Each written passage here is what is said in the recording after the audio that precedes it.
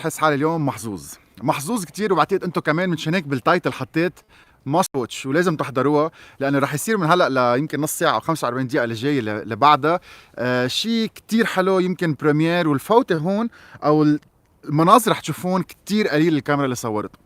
خلينا لكم انا وين انا اليوم بالديمان هيدا المركز اللي كتير حلو، صورنا فيه من شي 3 4 سنين، وجيت قطع الطريق كانت بالشتويه، فيني اقول لكم انه دير من الاعظم ما يكون بلبنان. اليوم كتير محظوظ لانه رح اعرفكم على مطران جوزيف نفاع، يلي هو بيعرف تاريخ كتير اشياء بلبنان نحن بلشنا ناخذهم هيك فور جرانتد. هالوادي العظيم، الاكل والارض باللبنانيه، الارض اذا بدكم الزراعه والارض اللبنانيه، الكبه مثلا وغيره من الاشياء اليوم نعملهم كثير. عوايدنا تقاليدنا القديمه بنعملهم، بس ما بنفكر كيف بلشت، كيف اجت، وكيف لازم نحافظ عليهم.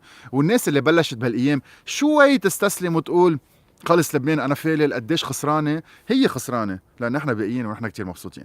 خلينا نبلش اول شيء من هالمحل المقدس اللي بتحسوا حالكم عم تطيروا على الارض. نفرجيكم شوية مناظر، أعرفكم على مطران جوزيف يلي عنده كتير اشياء خبرنا اياها، وهيك بنبلش نهارنا اليوم الصبح مع بعض، بنبلش الويكند مع بعض. نبلش بالجنرال تور.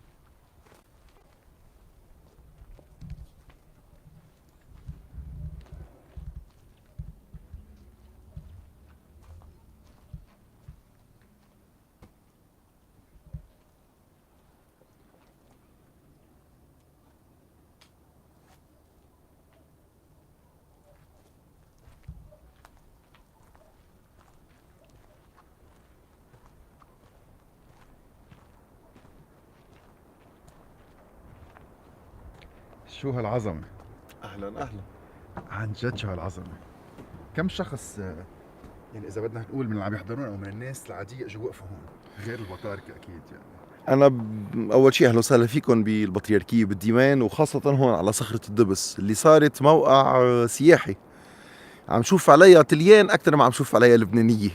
جديا انا من قوتي بكون عم بسمع اللي نازلين، وبسمع كثير عالم عم تحكي بلغات غير اللبناني. ان شاء الله الكل يجي لهون، لانه المنظر على وادي النوبين بعتقد يونيك.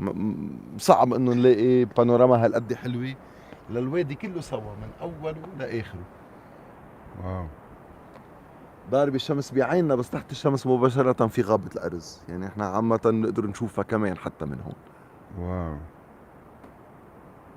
عم تسمعوا صوت المي؟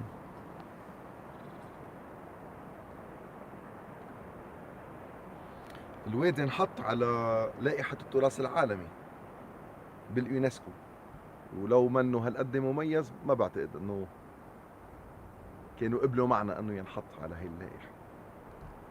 طيب خلينا نبلش. اول شيء ما تعرفنا عليك، عرفنا عن حالك قبل ما نقلع مشوارنا. انا المطران جوزيف نفاع، مطران بشري وصغرتها بذات الوقت. صار لي 4 سنين هون، عندي نعمة كتير كبيرة اني اكون بهذا المطرح، و اختصاصي كتاب مقدس عهد قديم، عشان هيك بحب كل شيء اسمه تراث وكل شيء اسمه تاريخ بالنسبة لنا، لأنه بيعطينا قوة تنكمل لقدام. كما قال حديثنا اليوم لبنان، فينا نبلشوا من هون. قديش أهمية هذا الوادي، كيف خلق، كيف بلش، وكيف اليوم له قعدنا يعني مركزنا على أرضنا، ما بعرف كيف بيه. أول شيء بدي أقول لك إياه إنه هيدا الوادي عنده خصوصية، إنه هيدا النهر اللي هو نهر أديشا اللي سامعين صوته هو اللي حفره طبعا من ملايين السنين. مشان هيك بنشوف إنه الوادي كثير ضيق، مثل كأنه مقصوص قص بالصخر. من هون هيدا الوادي اللي إذا بتطلع هيك بتشوف إنه ما فيك تنزل عليه من أطرافه، كتير صعب، ما بتقدر تفوت عليه إلا إما من أوله إما من آخره. صحيح في طرقات صغيرة، بس أهل المنطقة وحدهم هن اللي بيعرفوها، الغريب ما كان يعرفها. مشان هيك بفترات الاضطهاد اللي صارت على الجماعة المسيحية، قدروا يلاقوا بوادي النوبين ملجأ حصين يسكنوا فيه. أقله بقدر أقول لك إنه تجمعت الحياة هون، خاصة المارونية، بال4 قرون قبل الاستقلال، لأنه قدروا عمروا هديك الميل دير اللي هو دير إسحية، وهيدي الميل دير هو دير مرليشع، وبالنص هون كانت كل الحياة، بشكل إنه الرهبان تولوا هن حماية الناس اللي عايشين هون. إذا صار في أي هجوم غريب كانوا الرهبان أول شيء يولعوا نار على راس التلة، الناس تعرف إنه في هجوم، يجربوا إنهم يتخبوا. هلأ بقول لك وين، وأغلب الأوقات رحلنا رهبان كتير شهداء بس يدافعوا عن الناس. وين كانوا الناس يتخبوا؟ بعدهم هلأ البيوت مبينين تحت إذا شايفهم، بعد في عندي بيت 2 3 4 وأكثر من هيك. إذا بتطلع هونيك هلأ اليوم مبينة مزبوط على الشمس، هي ضيعة النوبين، آخر ضيعة بعدها موجودة بقلب الوادي. قبل كان كله ضياع. الناس بس يعرفوا انه في هجوم يتركوا بيوتهم ويطلعوا أحن المغاور، بنشوفهم هيك باللحف. هول مغاور طبيعية، هدول مغاور طبيعية. بالمبدأ وقت اللي النهر هو عم يحفر شي صخرة كتير كبيرة، قلبت تركت ورا منها فجوة، لقيوا بالوادي 3600 مغارة من هالنوع. كيف بيوصلوا على هالمغاور؟ ما فيك تطلع لهم طلوع. الحل الوحيد كانوا من فوق يدندلوا الإنسان بالحبلة، يتمرجح يفوت لجوا ويقشر حبلة وياخد معه شوية عدس ووحدة مي وجرة مي. طبعا ما عاشوا بقلب هدول المغاور، يقعدوا أسبوع 2 شهر ماكسيموم بس يخلص، خليني أقول هيدا الهجوم هن والجيوش الغريبة فالة، يصيروا الناس يطلعوا. هيدا اللي خلى العثمانيين هن وفالين يشوفوا كيف الموارنة عم يطلعوا من هدول المغاور، وهن سموهم نسورة لأنهم بيعيشوا مثل النسر حتى بقلب الصخرة حتى ما يتخلى لا عن إيمانه ولا عن حريته ولا عن كرامته. لذلك هون ما بعرف إذا بتبين في البطريركية القديمة اللي هي بطريركية النوبين أو سيدة النوبين، اللي اليوم راهبات الأنطونيات بيخدموها وبيستقبلوا كل الزوار. شو أهمية وجودها هون؟ البطرك قرر إنه أنا وين بيكون أولادي أنا بكون بالنص، بكون معهم، بيصير علي اللي بيصير عليهم. هيدا إذا بدك اللي خلى هاللحمة الكتير كبيرة تصير ما بين الموارنة وما بين بطركهم، ما بين. ومن هون البطرك كان دايما عنده دور بالأمة وبحياة الجماعة. شو معناتها أنه يكون قاعد هون؟ الصعوبة الكبيرة كانت كيف بدهم يأمنوا حياتهم اليومية، الأكل إذا بدك بقلب هيدا الوادي اللي هالقد قاسي. إذا شايفين إنه أوله صخر وهالقد يشير صخر، معناتها تحت كمان كان صخر. الحل الوحيد كان إذا بيبينوا عليك أحن لك وين مني. شوف قد في جلالة معمرين بمطارح شي مش طبيعي، لك هي ضبة الصخر فوق بتشوف الجلالة عليها. كانوا يعربشوا لفوق بس تحت تالي يحفروا هيدا الصخر، يعملوه دراج تحت تالي بهالمساحة الكتير صغير، يزرعوا شو ما كان تيقدروا ياكلوا. هون اجت أهمية الزراعة وانتقلنا على موضوع أهمية الزراعة ولبنان. أكيد نحن لو ما زرعنا لو ما تعبنا ما كنا قدرنا ضيعنا. التحدي الكبير كانوا بركي من موتهم جوع، وبقوة جدودنا نحن ما قبلنا أن نموت جوع. لذلك هذا الشغل اللي هالقد صعب انك تحفر الصخر، الحل الوحيد كان هيك. صارت العادة بهالطريقة، اللي ساكن بالوادي بيقوم مبدئيا قبل الضوء، لانه بس تطلع الشمس مثل هلا ببلش يصير صعب الشغل، لازم يشتغلوا على اول ما بيبين الضوء. كلهم يقوموا يروحوا بالاول على الدير الاقرب لهم، خليني اقول هون بالبطريركية، يوصلوا تكون بعدها الدنيا عتم. من هون منشوف خاصة بوادي النوبين قدام كل كنيسة في نبعة مي أو جرن مي أو بير أو اللي بدك إياه، لأنه ما كان في مي بالبيوت.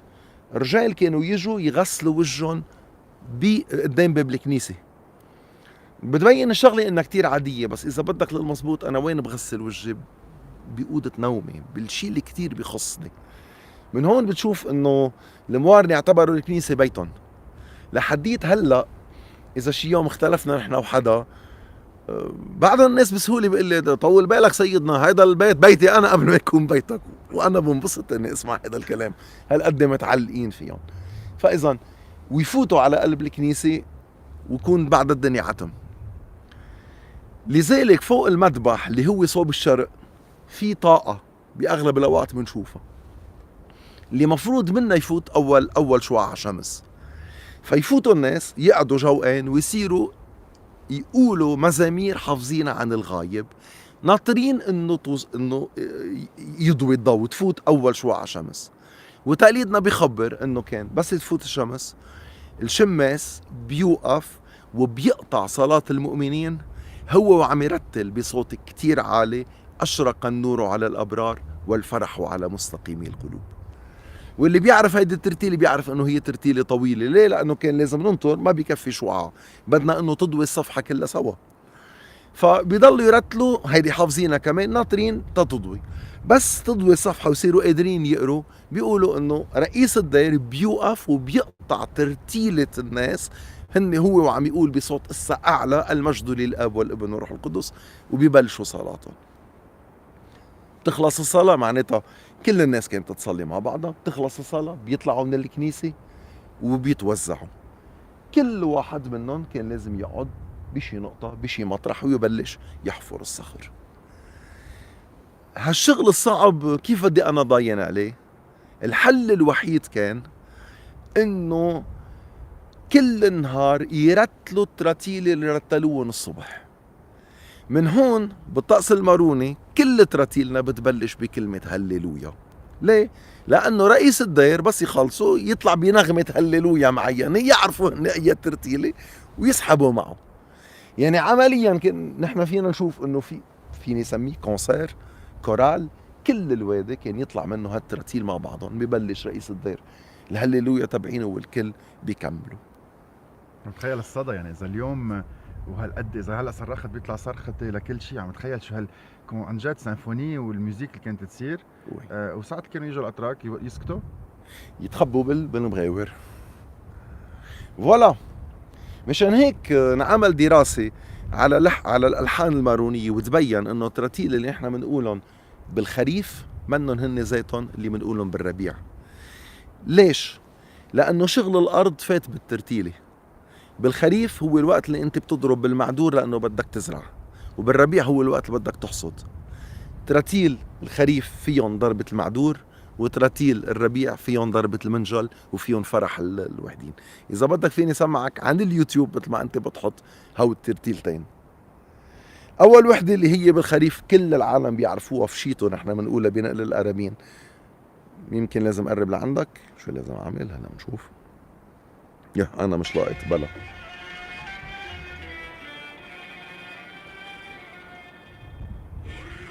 هيدي ما إلها لحن بيقولها رئيس الدير.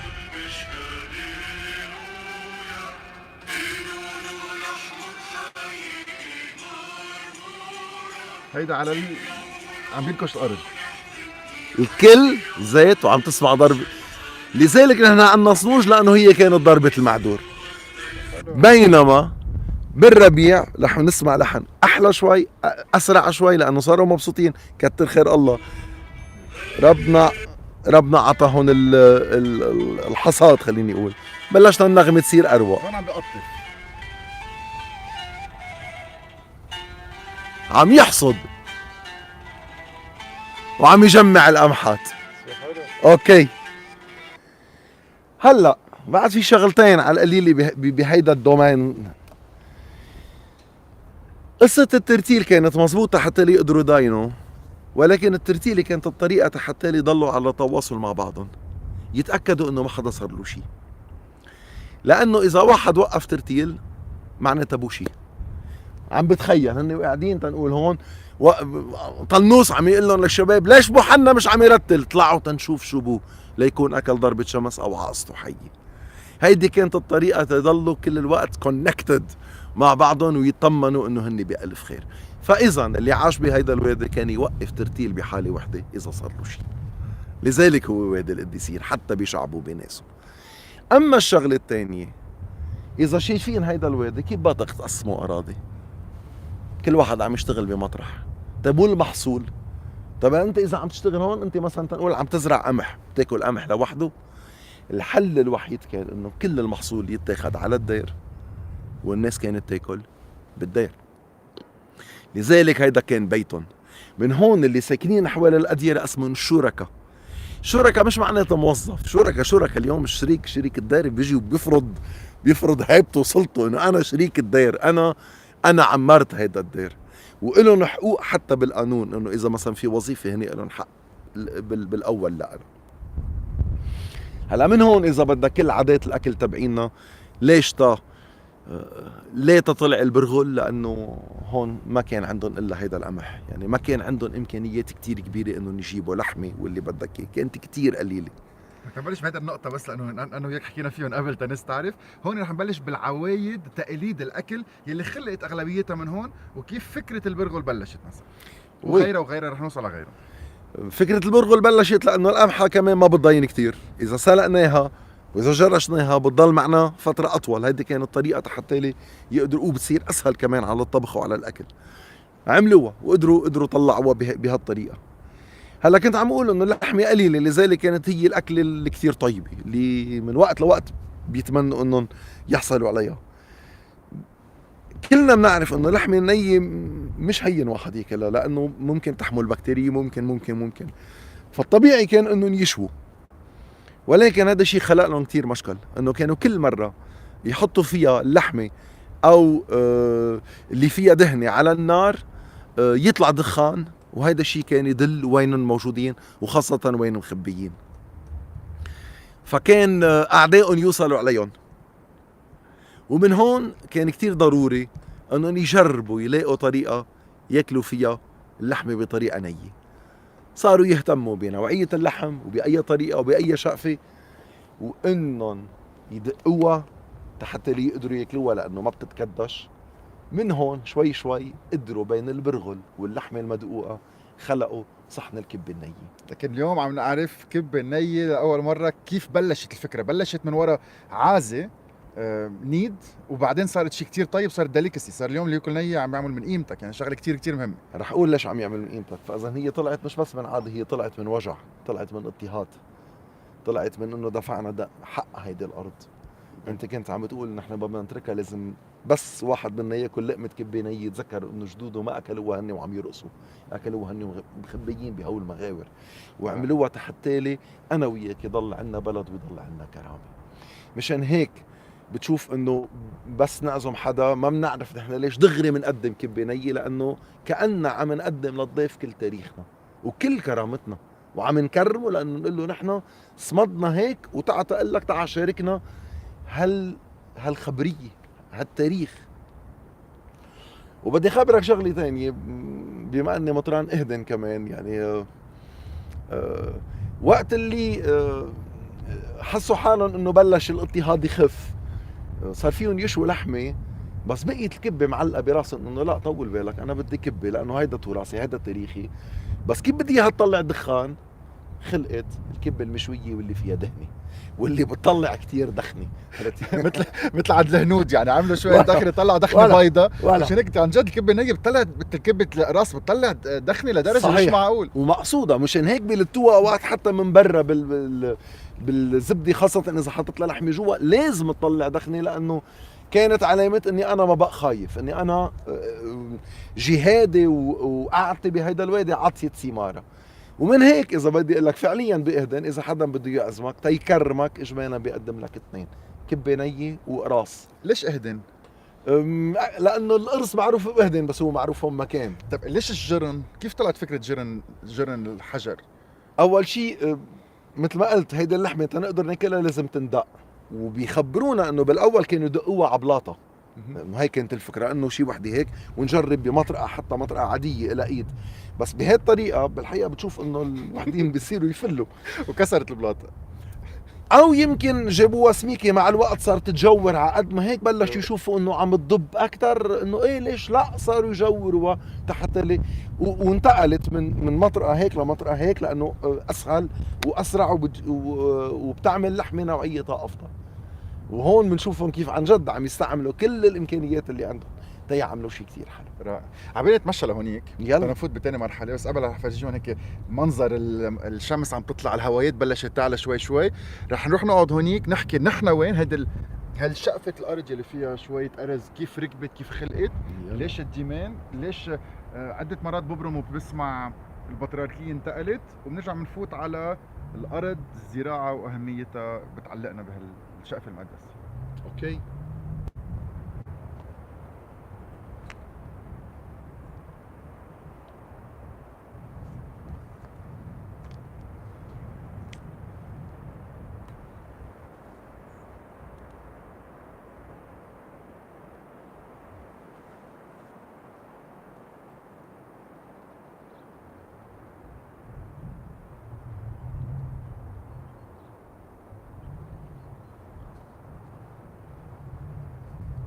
شيء رائع رائع رائع. هون واقفين كأنه درون عم بيطير. الصخرة ما بعرف إذا بالغلط موجودة، ربنا حاططها هون بالنص، تحتها أنجل دروا، يعني وادي، هوايات كتير حلوين، برودات كتير حلوين، الشمس بتطلع من ورا، الأرز كل هالضيعة اللي عم نشوفهم حوالينا، من حدث الجبة لإهدم بتبين من فوق بشرة، ونحن وين؟ بالديمان. المطران عن جد عنده معلومات، عم صوروا له بس انا قاعد ورا الكاميرا عضل خدودي من الابتسامه قد ما مبسوط باللي عم بسمعه. فرح نكفي تاني مرحله. خلينا خبرنا عن هيدي الجنينه.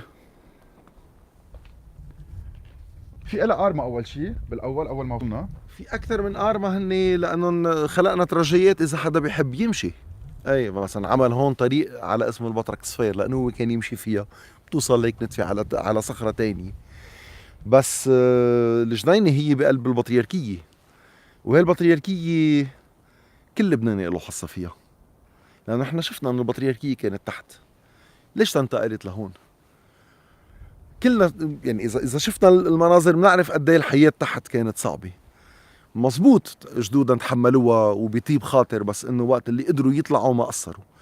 من هون تعمرت اول طابق بهي البطريركيه سنه 1917، قبل 3 سنين من اعلان لبنان الكبير. البطرك طالع من تحت لهون لانه كان بلش يشوف انه هالاضطهاد وقف او رح يوقف. طلع تيشجع الاولاد ولاده انهم يطلعوا من تحت ويعيشوا شوي بمطرح نتفه اسهل اذا بدك للحياه. اول طلع من الوادي صارت هون. نعم. ونسمح فيها يعني. كانت دجال الامبراطوريه العثمانيه بلشت عم تقشط، كانت العلاقات مع الدول الكبرى صارت كتير قويه، كلها الحسابات بتفوت بالموضوع.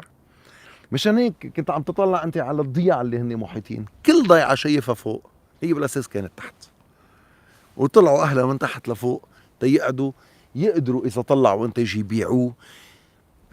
بس تمشي بالوادي وتشوف هالطلعات، هي الطلعه حتى من عند دير مرليشع، لازم نتذكر انه جدودنا كانوا وقت اللي يعملوا بندوره او خيار او اللي بدك اياه كل يوم لازم يحطوهم على الحمار ويطلعوا فيهم لفوق تحت يوصلوا يقدروا يبيعوهم تيجيبوا مصاري يمكن يشتروا شيء تاني، لانه مش كل وقت بدهم ياكلوا خضره. فاول طابق هو عن لبنان الكبير. ووقت اللي بلشت الامور تتحسن سنه 1937 تعمر تاني طابق، لانه كنا بلشنا نشوف انه الاستقلال صار قريب. ويدا انوبين وويدا اديشا، شو علاقتهم مع بعضهم؟ هن هالواحد ليش في اسمين؟ خبرنا. هلا هون عندي دو تيوري، في وحده منهم اكيد علميا اضبط من اللي رح اقولها، بس منا سياحيه، يعني منا لنا نحن كاشخاص عم نتعرف على الوادي. بيقولوا انه كانوا قسمين وانه كان في جماعتين عايشين فيه، فوحده تسمت انوبين ووحده تسمت اديشا. اذا بتطلع عليه بتشوفه مثل الايجريج، فاذا وحده انوبين وحده اديشا، وبروبابلي هيك صار. ولكن انا بدي اقول انه هن اسمين، واحد سرياني والثاني يوناني. النوبين هو الاسم اليوناني وجايه من كلمه كينوبيون سينوبيت، يعني اللي كانوا عايشين كل واحد لوحده، عايشين بمطارح مثل مغاور تيقدروا يضاينوا. أديشا هي الكلمة الآرامية معناتها الوادي المقدس. أنا بفضل على القليلة لنا نحن اللي منا مؤرخين نستعمل هيدي الفيرسيون. الزراعة ولبنان. الزراعة ولبنان، أنا بدي أقول لك الزراعة والإنسان أكتر بكتير من بس لبنان. ما حدا بيقدر يعيش بلا أرض. نحن بعد الاستقلال صار عنا وهم إنه فينا نعيش، إذا بدي أحكي اقتصاد، من الخدمات، من البنك، من السياحة، واللي هني مصادر رزق. بس للأسف بطلنا معلقين بأرض. مشان هيك بسهولة واحد بيضرب لك اقتصادك. أحولك نحن هلأ عم نحكي البنوك يمين كان بيقول بيصير فيهم هيك بلبنان. ما في شيء ثابت تحت إجريك إلا الأرض. ما في شيء ثابت إلا الأرض. لذلك إذا ما بتستثمرها أنت عرضة كل يوم إنه مين ما كان يتلاعب فيك ويعمل عليك حسابات. لذلك حتى الدول الكبيرة بنشوف إنه جزء كتير كبير من اقتصادها قايم على الزراعة. أنا درست بإيطاليا 30% من الاقتصاد الطلياني قايم على الزراعة. ليش بلبنان بده يكون أقل بكتير من هيك، ما يتعدى ال 11%؟ بعدين ليك إذا عم بحكي معك بالشانل تبعينك، أنت بتقول دايما إنه اللقمة هي أكتر شيء بتقرب للإنسان. من هون بدي أقول إنه حتى نحن إذا ما منطعم أولادنا من اللي نحن بنزرعه، عم تجيب لهم اللقمة من برا. أنا ما عندي شيء ضد الفاست فود، مع إنه صحيا مش منيح، بس إذا منلاحظ حتى بالتربية إنه إذا بتعيش أولادك على الفاست فود ما عاد بيعني لهم البيت، بصير ماكدونالد بيته أكتر أكتر من البيت. بينما لقمة الأم وإنها تطبخ قد إيه لها أهميتها. وهون بقول إذا عنا شقفة أرض، حرام إنه ما نزرع فيها بالقليل شجرة مثمرة وحدة، تنحس إنه أرضنا عم بتطعمينا، بتصير تعني لنا. أنا حد البيت وقت اللي بلشت الأزمة زرعت شجر مثمر، تعلقت فيهم بشكل مش طبيعي. بتشوف يعني بتصير إذا الورقة اصفرت بزعل، وخدني عد عقلتي كثير بنبسط وقت اللي بشيل شو بدي اقول لك حبه توت مع لقيمه وبخدها لامي بقول لها هدول مش غلطيتي. ودايما بتقول لي كثير طيبه، رغم انه انا بعرف انه يمكن اللي بالسوق محطوط لها مدري شو يمكن يكونوا اطيب، بس هيدا شغلي انا. اذا ما رجعنا تعلقنا بارضنا مش رح نعرف قيمه هيدا البلد، ولا رح يكون في بلد لإلنا. رح نضل نبرم من بلد لبلد تنلحق الدولار. منه غلط، بس ولا مرة بيكون عندنا مطرح نقدر ندل أصحابنا عليه. اكلنا كف، وهالكف جبرنا نرجع على الارض، واليوم الناس راكده ركض على الارض. شو فينا نتعلم من هذا الشيء ونركز عليه؟ وبذات الشيء خبرني ليش تقريبا 80 ل 90% من اراضي لبنان كيف ما ابرم، كيف بكل برماتي صاروا 2000 فيديو مجللين على الحمار بايامها. شو بنتعلم منهم، وشو لازم نفكر، شو لازم نفهم، وكيف لازم نخطط المستقبل؟ تصور انه لبنان سهل البقاع تحديدا الامبراطورية الرومانية اياصرة روما كانوا مسميينه اهرقات الامبراطورية. يعني كانت الامبراطورية تاكل قمح من عنا. نحن اليوم منشوف انه قسم كبير من ارضنا صار بور. الارض مش مزبوط، ما بتدر مزبوط، هذا الشغل بتعب، ما بقول لك لا، ولكن كان في عنا مثل بعتقد بلشنا ننساه: فلاح مكفي سلطان مخفي، لأنه بصير عنده استقلاليته، عنده كرامته. جدودنا تعبوا، نحن صرنا برجع بقول مش بس فاست فود، صرنا بدنا فاست ماني. هون المشكلة، بدنا شيء بيجي بسهولة. الكف اللي أكلنا اليوم صار بدلنا انه لا، ما في شيء بيجي بسهولة، انه فيك تحط مصاري قد ما بدك بالبنك، تاني يوم ما يكونوا بين ايديك. تاني يوم بين ليلة وضحاها، لأنك ما بنيت صح. إذا ما رجعنا نقبل نتعب ما فينا نوصل. اللبناني بيهاجر بيشتغل شو ما كان برا، الله يقويه، وهذا شيء كتير منيح. إلا بلبنان لازم يعمل زعيم، أوكي. بس رح يخسر. رح اعمل له مبارمه سريعه، رح نرجع ثالث مرحله نحكي عن ليش تخصصت بالعهد القديم. اوف شو بدك بالخبرية عندك؟ هيدا الجيمان، طلعوا المناظر، طلعوا روعه فعلا، شيء بمجد الخير. أرز، شجر خضار، الشمس جاية من وين ما كان، صوت الطبيعة، الصخر.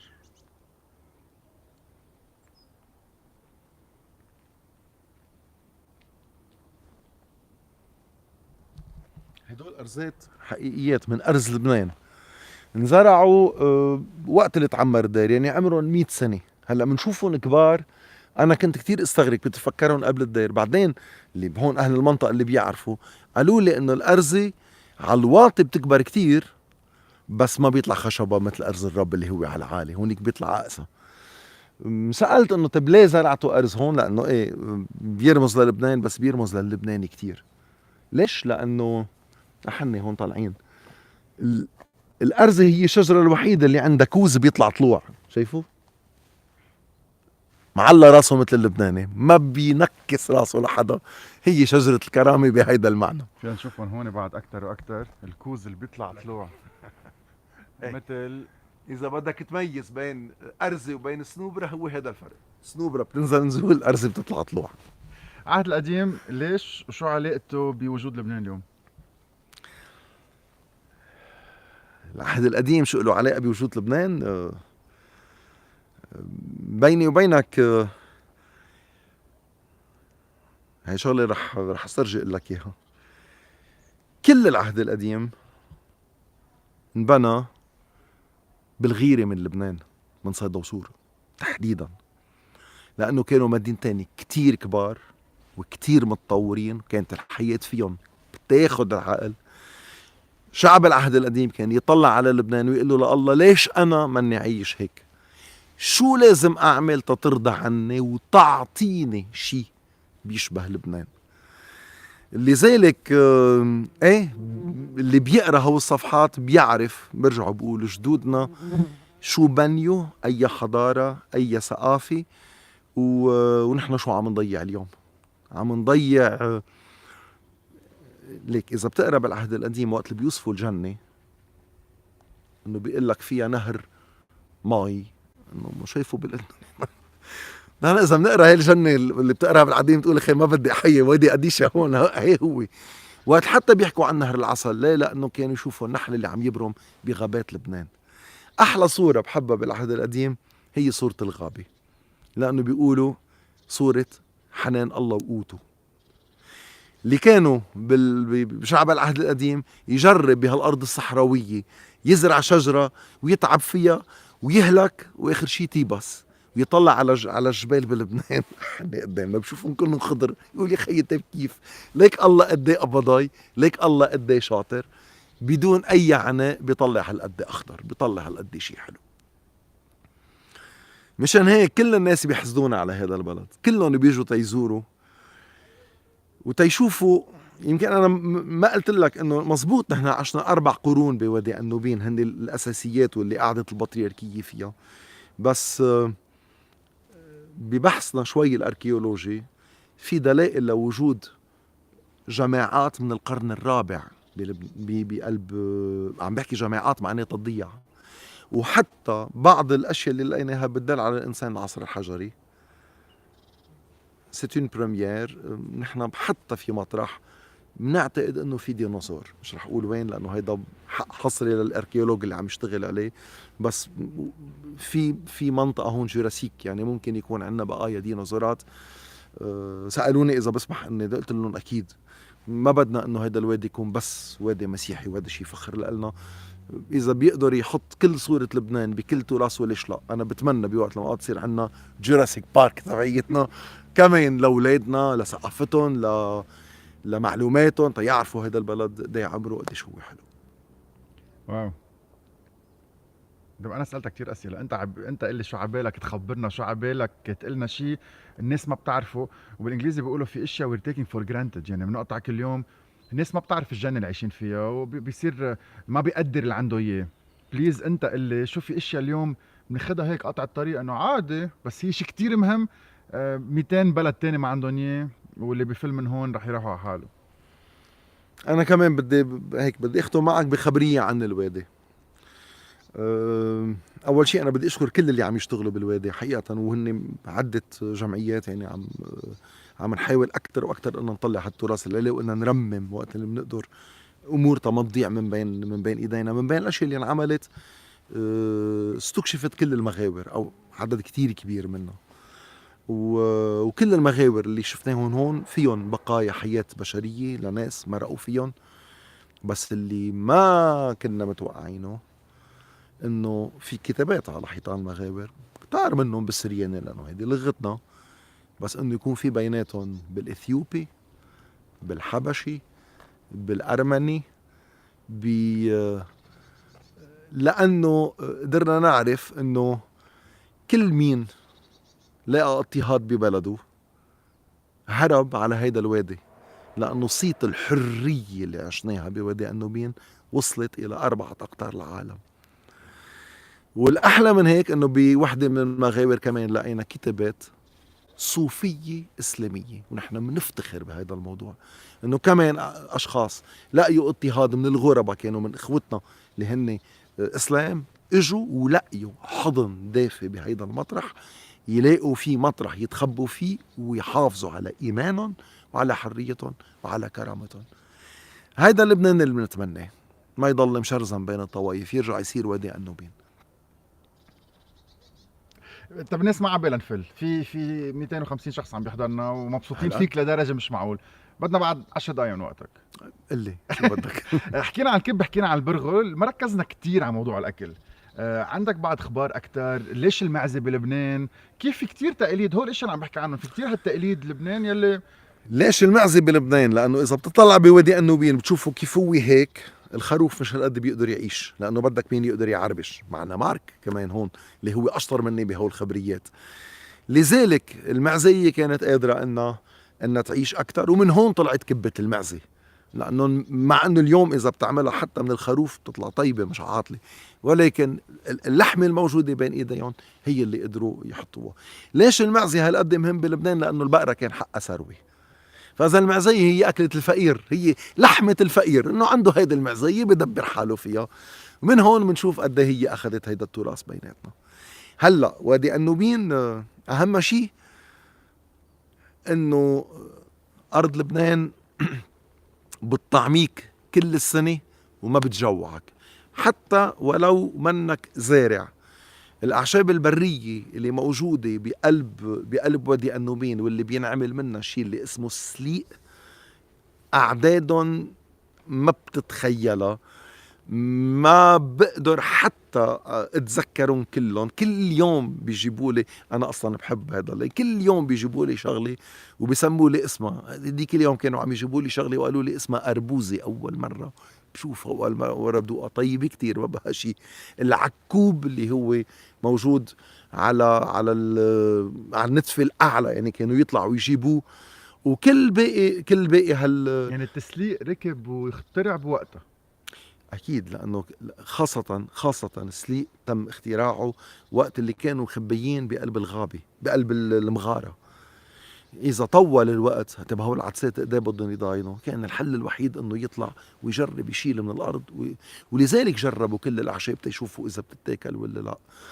أنا ما بتصور إنه في بلد بياكلوا فيه أعشاب برية قد لبنان. أوروبا شامبينيون إيه، بس مش السليق. عرفت كيف؟ انه هيدول الهندبه والقطيفه والحميضه هون. ليه؟ لانه اضطرينا نطلع ناكلهم. وهيك اذا واحد هذا بينعمل عليها حلقه طويله، قصه السليق بلبنان. بتشوف انه كل فصل له السليق تبعينه ابدا. ليه؟ لانه كانوا كل وقت يجربوا يطلعوا ياخذوا منه. من هون مثلا ليش هالقد زرعوا عنب؟ لانه اللي عنده عريشه بياكل منها كل السنة. بالصيف تاكل عنب، بالخريف بتاكل زبيب لأنه بتكون نشفتهم، بالشتاء بتاكل دبس، بالربيع بتاكل ورق عنب، وكل السنة بتشرب نبيد إذا طالع عبالك. رائع. لذلك زرعوا هالشجرة، لأنه كانت هيدي مش هون بس. أنا بذكر بعكار وقت اللي إجا الجراد، على القليل لأنه أنا أصلي من عكار، بيخبروني إنه كيف قدروا ما يموتوا من الجوع. لأنه كانوا زارعين كروم، قصوا التنك وحطوا تنك على جذع العريشة تما تقدر الجراد تعربش. الجراد بيطير بس بيفل دغري، بيبيض وبيترك وراه اولاد صغار، هولي بياكلوا الاخضر واليابس بعدين بيطيروا. فاذا هن بيعربشوا، حطوا تنك على كعب العرايش، وهيك ما قدروا يوصلوا لهم جراد واكلوا منهم كل السنة وقدروا يخلصوا من الجوع. واو بيوتيفل. مزبوط في 365 كنيسة بالوادي؟ وي هيدي التقليد بيخبرنا اياه. وهن لازم يكونوا حتى حوالي بشري. يعني بالمبدأ كانت بشري هي السنتر لهال خليني نسميها الروحانية او العبادات.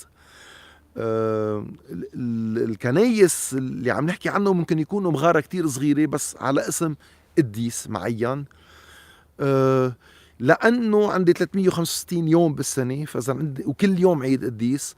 كانت العادة إنه بس يخلصوا شغلهم يروحوا وين بيسهروا عند القديس، بيقعدوا بيعملوا العيد كل ليلة بمطرح حتى يصلوا صلاتهم.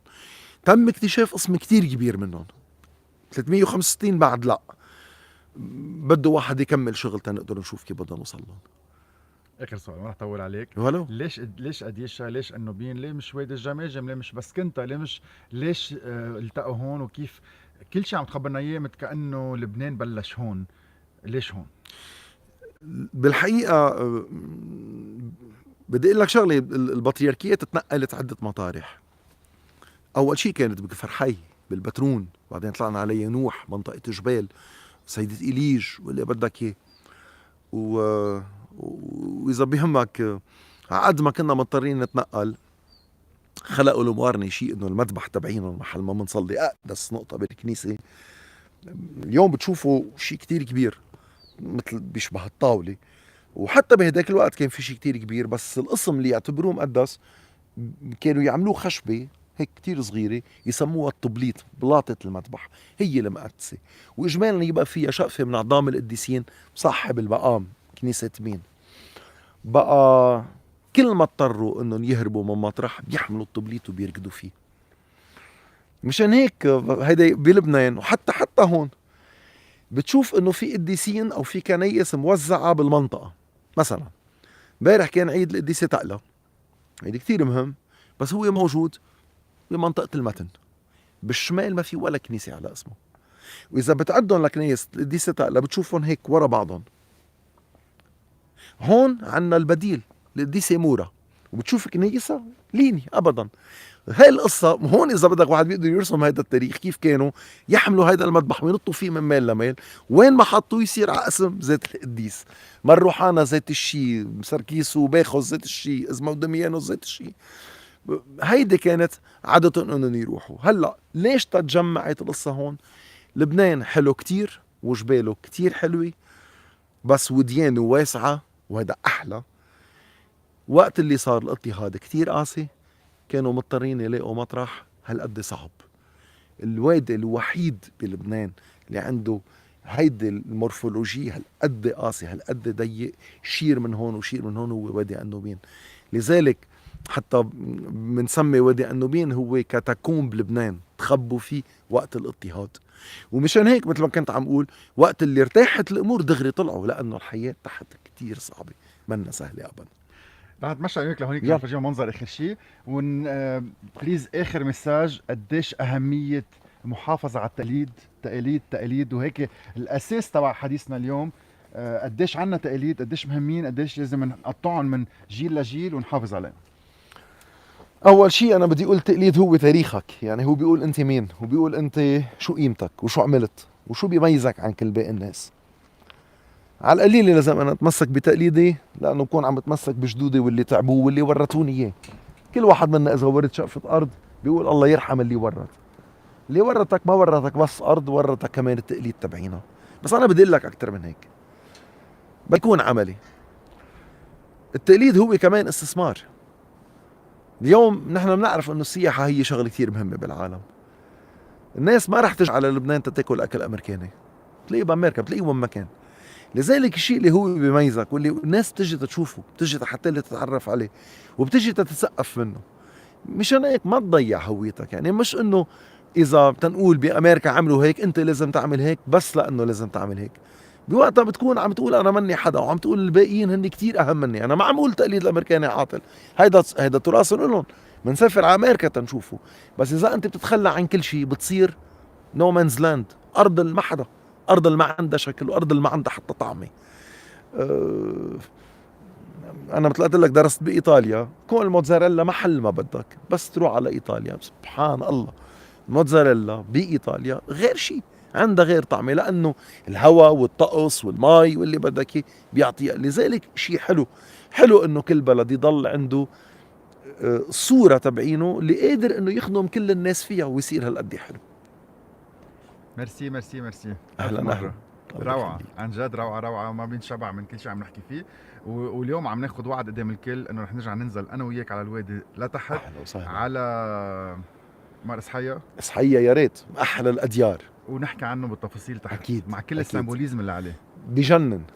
اخوات، اوكي. منظر اخير، فيو رائعة من وادي القديسين، من بلد العظماء، من هالارض اللي ربنا حميها، من احلى بلد بالعالم.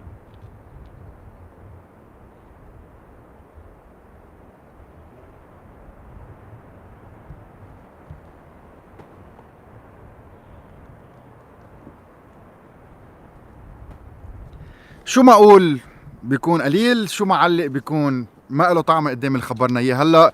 ميرسي كتير لأن عم تحضروا، ان شاء الله تضلنا مأمنين بهالارض يلي اذا نحن عايشين هون لازم نضلنا متذكرين ميات السنين اذا مش الافات السنين، السنين يلي قطعت عليها وكل العالم يلي وصلت لبنان لهون وبعده باقي ورح يضل، واللي فل من لبنان بليز ما ينسى ويضل قلبه هون ويضل حنيته مع شعبه اللي عايش هون.